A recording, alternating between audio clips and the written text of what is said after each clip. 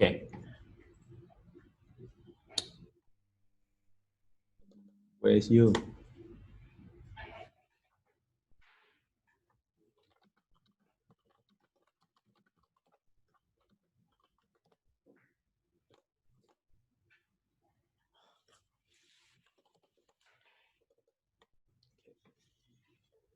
So while we're waiting for you, today's topic is about the middleware, Express and middleware. So yesterday we used a middleware a little bit, right? And I told you you don't need to know that yet. So today we will learn about middleware. And middleware is very important in any web applications, any web server. So it's the most important thing here, like after the router. Okay.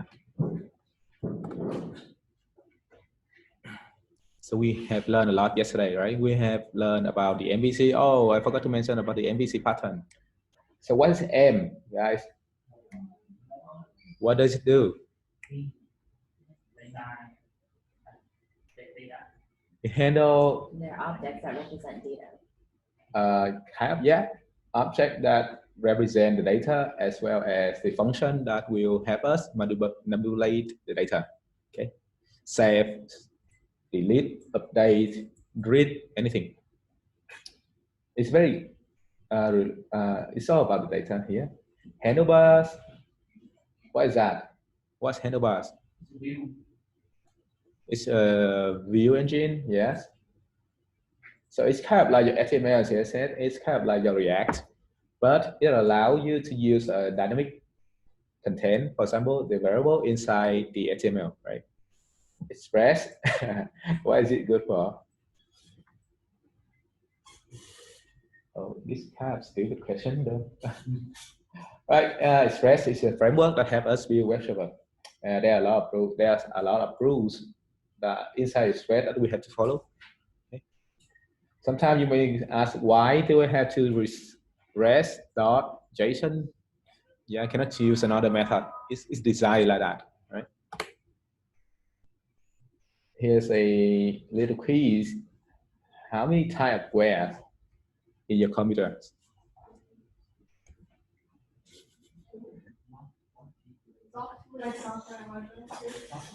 Only two? Right? 3 of them firmware. But we also have badwares. There's a bunch of badwares. We don't want them, right? It's just fun. And the bestware is the middleware. Right? It helps us to do a lot of things. So what is middleware? So by words, it's kind of like a bunch of functions that you run during the request and response. For example, you will have middleware after the request, and like you receive something, and then you will do something in the middle, and then after all, you return it, respond. So in the middle, you run a lot of middlewares. I would say more about it. Middleware is just function that retrieve three params: request, respond, and next. Right? It looks very similar to what?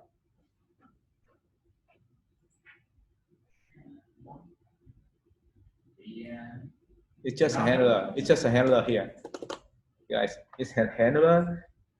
What is this? What is this? It's a function. It's a function, right? And this function receive 3 arguments: request, respond, and next. And what is this? Same thing. Function with 3 params: request, respond, and next. So basically, our handler here is just a middleware, right? Yes. I think depends. If you use it inside a function, you may call it argument. Maybe I forgot the other. Outside of the function, you call it, when you pass something into the function, you would call it parameters or params. They're the same thing. Just think of them as same thing. And the next is a function. request object, respond object. Next is a function. It's a callback function, and next you can use next to skip through the next function in the chain. For example, I will have a picture here to explain. Right, too small. My God. Right, here we go. Imagine that middleware is just a chain, a function inside a chain here, right? There's a chain here, and this guy will, the first guy in the chain, like the first middleware, it will receive a bucket of water. They will pass to the next, when they call next, they pass to another guy in the chain. Okay. If something happened, for example, this guy, he doesn't receive the bucket of water, then something wrong with the chain here, then the whole chain of middleware will break down. So be careful when you use middleware. Like this guy will do one thing, grab the water, the bucket of water, and then pass to another guy. So this guy will do the same thing. Maybe he will like, for example, maybe this guy, this bad guy, he used all the water, right? And then the next guy in the chain, after the chain, maybe here, there will be no water anymore. Right? Just like how we, so imagine the bucket is your request object. During the chain, during the middleware, you may want to add more stuff into the request object. For example, request.user, request.file, request.body or something. Or you can delete keys inside request as well during the middleware. So be careful that the next guy will he will get what is inside the request for object, right? For example, if there's no water here, if this guy uses all water, he delete the water, then the bucket will have no water. So this guy will not receive any water at all. I don't know why this guy have it, but there's no water, I think. If you zoom in, shit, there is. How is it possible? This guy used it all. But basically, that's it. This picture is bad. I mean, but yeah, basically, if this guy used all the water, then there should be no water here. Okay, so that's how the whole middleware works. Remember this? It's very important. Yeah, and the concept is very simple, but you can do a whole lot of things with this.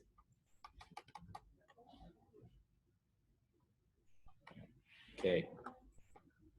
So here's a couple of things that middleware can do. It can execute any code, right? It's a function, so it can execute any code, any logic. And it will make change to the request as well as the response object. Okay, as we know, a middleware will have access to 3 arguments here, 3 parameters, 2 objects and 1 function. Request, response, next. So you can manipulate this object. This is a function, you cannot do anything about it. Right?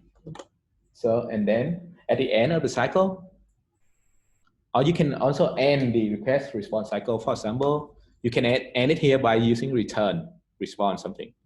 Then you end it. If you don't want to end it, you can call next, like move on to the next function, to the next function or the next middleware. Right? Now everything become a little bit clearer, little by little. So I need to check the chat. Sorry. Okay, no chat. I hate this. It's okay. Next. So any middleware can stop the whole request and response cycle, right? Remember that. You can stop it by using what we already used it yesterday. Yes. Throw error, right? Throw the error, and then you can call next on that. Return. Okay, or you can call the next middleware in the function, middleware function in the stack or in the chain by using next. As you can see here, right? Using next. If you want to stop it, you can just return response something. Okay, here we go. App use. For example, if you want to use app use, like this is a middleware, right? A function. And you register this middleware into your app. app.use middleware, do something, and then you call next. Inside next, if you want to stop it, you can give an error argument here.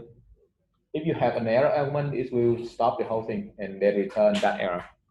If you don't have, if you don't pass any argument here, don't pass any parameter here, it will just simply skip to the next function in the chain. Right? You can do like, for example, console log the time. For example, here you will console log the time that you receive the request from the client. For example, anyone go to your website and you have this middleware, it will log on your terminal. Okay, at this time, there's a request coming in. Right, this is how we logged. Oh shit! And there are a couple of types. There are mainly like 5 types of middleware. We have application level middleware, which we use here. This is application middleware, level middleware, .use. We also have router level middleware. Instead of using app.use, we can use router.use. So it's only applicable to the router, not the whole app, right? We also have an error handling middleware, but don't worry about this for now. We have built-in middleware. If we say built-in, I will show you a couple of middleware here in the app.js. So when we run Express generator, you will receive a bunch of middleware by default, right? So Logger is a built-in middleware, maybe not. Oh, it's from Morgan. It's not a built-in. So there's a couple of built-in middleware. For example, Express adjacent here. Basically, it will wrap on the there's a basher. Yeah, Express adjacent here is a middleware. For example, when you send a request from a server, a post request from a client, and in that request there are JSON file, right?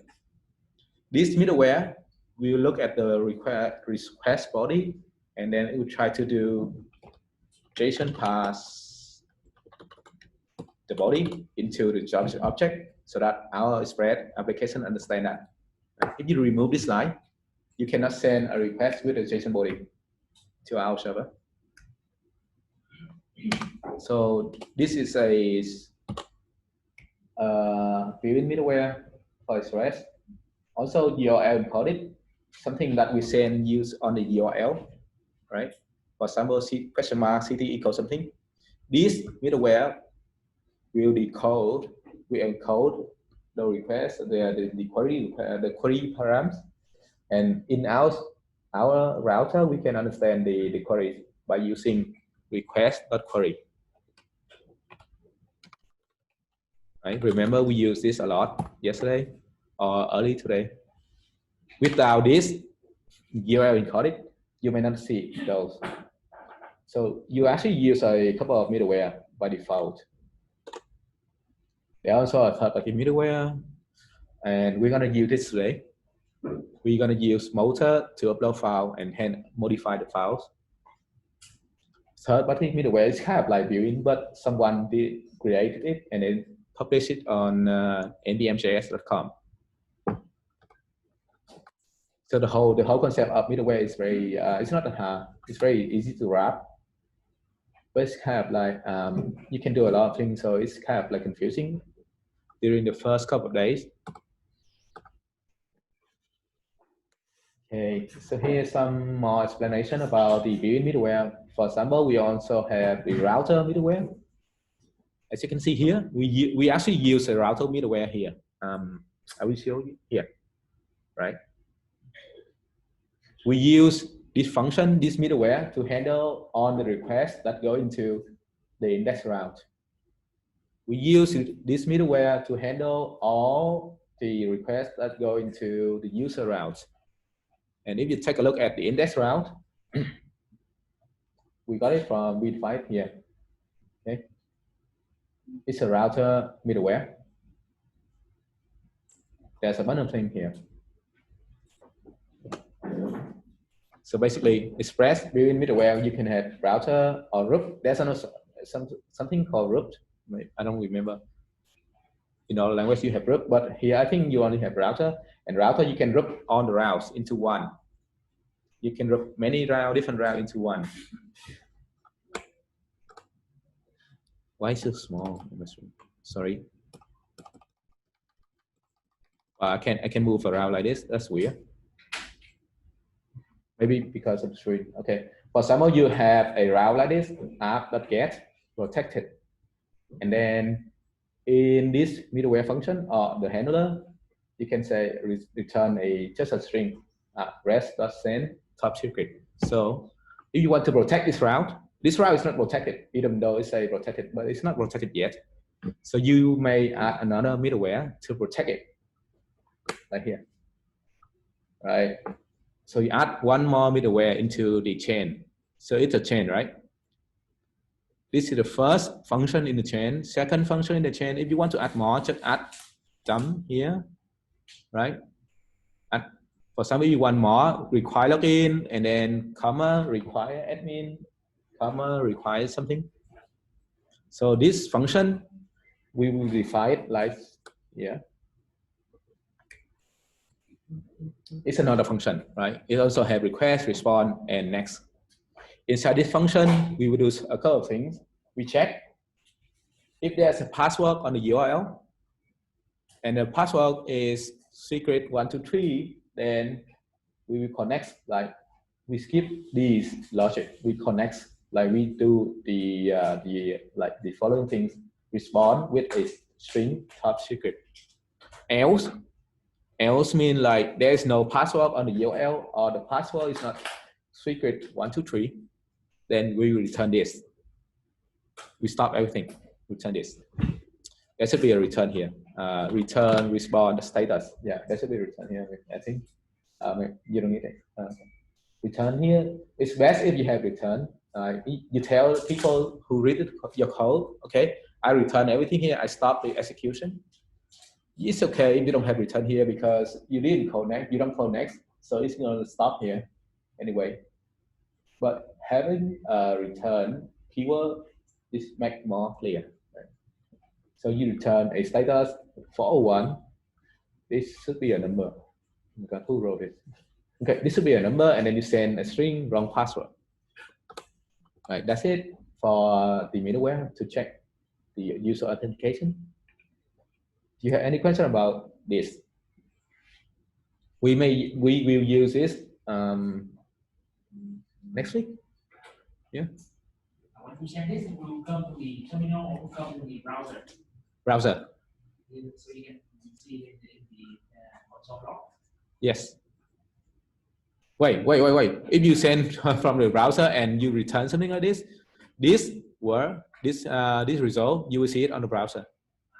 Or Postman. If you use Postman, you will see it on Postman. If you use browser, you will see it on browser. Right? I have a question. Yes. So you say middleware should be using app.use and blah blah blah. Mm-hmm. But in this slide, we don't really use app.use blah blah blah. The requires login is just a normal function, but it just has three items. Okay. App.use is a application level middleware. If you want to use application level middleware, like you want that function to run whenever the app receive a request. So yeah, you app.use. But here we don't want to use this middleware in the application level. We only want to run this middleware inside this route, right? Inside this endpoint. Cool. Or if you want to run this middleware inside the groups of route, you can put it here. Where's my app? You can put it right here. For example, if you want to require user login, right? Put it here. Cool.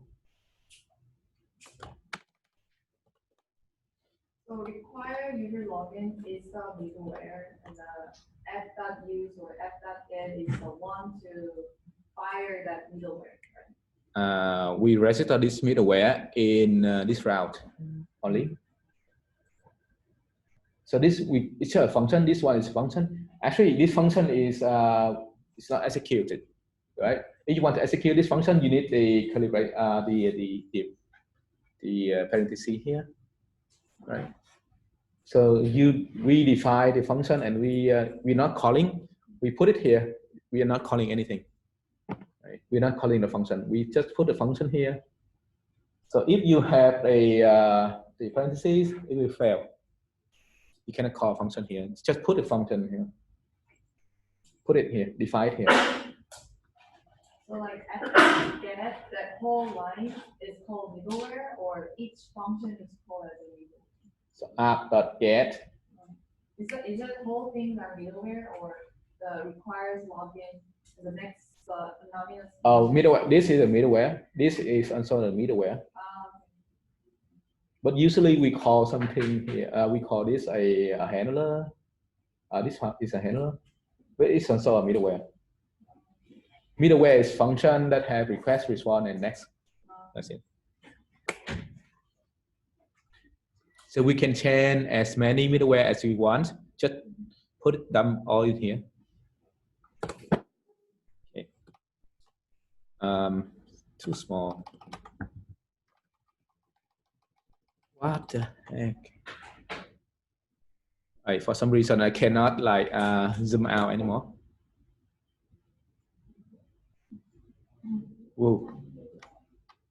Wow. Okay. Something weird with my screen. This is third-party middleware.